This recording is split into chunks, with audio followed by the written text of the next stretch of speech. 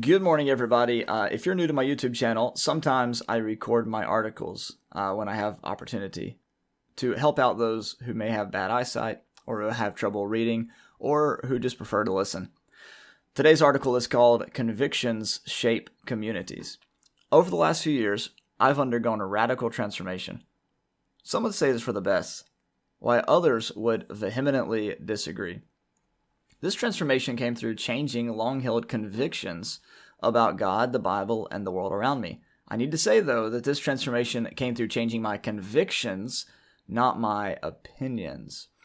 James William McClendon Jr. writes, "We readily distinguish our convictions from our opinions. Opinions are the stuff we debate and discuss. We acquire opinions quickly and shed them just as quickly.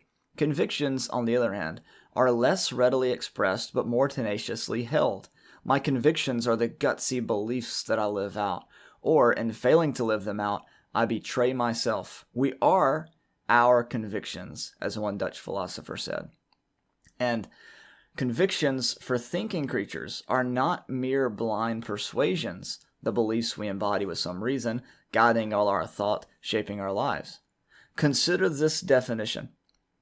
A conviction is a persistent belief such that if X, a person or community, has a conviction, it will not be easily abandoned, and it cannot be abandoned without making X a significantly different person or community than before. That's from McClendon's book on ethics, systematic theology, page 22. When I changed my eschatology, there wasn't much apparent change in who I was. As McClendon said, we acquire and shed opinions quickly. It took me around 7 months to change my mind about eschatology, but while that change was taking place and the effects being realized, a larger change was brewing just below the surface. My doubts about the size of the body of Christ, which were really doubts about the nature of God, were being tested as I experienced more of the world. Would God really punish people in hell for a literal eternity because they worship slightly different from me? Or, as I asked later, would God just annihilate people who didn't use the same language I did for God? Changing my opinion on eschatology helped to change my convictions about who God is. As Rob Bell said in Love Wins, eschatology shapes ethics. And that was definitely true for me. Why then are there many people who change their mind on eschatology, but they try to make it fit within their existing world? Well, that goes back to the difference between opinions and convictions. Opinions may not be easy to change.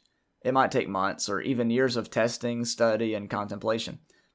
But changing one's opinion is nothing compared to changing convictions. Changing one's conviction doesn't come through study alone, but through radical experiences of love, grief, or exposure. Changing my opinion on eschatology led me to being excommunicated from my community. This radical experience of grief gave me permission to explore my doubts that were below the surface concerning my convictions. Some, however, didn't have those doubts before they changed their mind on eschatology, and they may not have those doubts now, and so that same kind of change won't take place. The reason I stood up for my opinions is that one conviction I have is to stand by what I believe no matter what, and that is not a conviction of mine that has changed, just my beliefs that I stand up for have changed. Others, too, have that fire in their belly, to quote Jeremiah, which drives them to speak their mind, stand up for what they believe in, and die for their beliefs. For them and for me, ignoring that call is fatal. To use the language of McClendon, staying silent is to betray oneself. That's why I write. That's why when a friend pointed to a guy cutting grass across the street and told me that he cared nothing about eschatology, so why would I worry so much about it and feel the need to talk about it and possibly get myself fired and excommunicated, etc., etc., I still couldn't shut up, though I understood his point. Now, I still have a hard time shutting up because it goes against who I am, but the things I have a tough time shutting up about have changed. When a person changes their convictions, they no longer fit into their community. Changing beliefs may not make the person who changed their mind uncomfortable in their old community, so they may feel confused why their old community rejects them. But when someone changes their convictions, they couldn't see themselves going back into that community, because to do so would be to betray who they are. Of course, the community definitely wouldn't welcome them back at that point. Now we understand the difference between what some call fellowship or salvation issues and non-issues. Instrumental music is a fellowship issue because it, for many, defines what communities are walking the narrow way. It's an issue because it challenges convictions about the nature of God.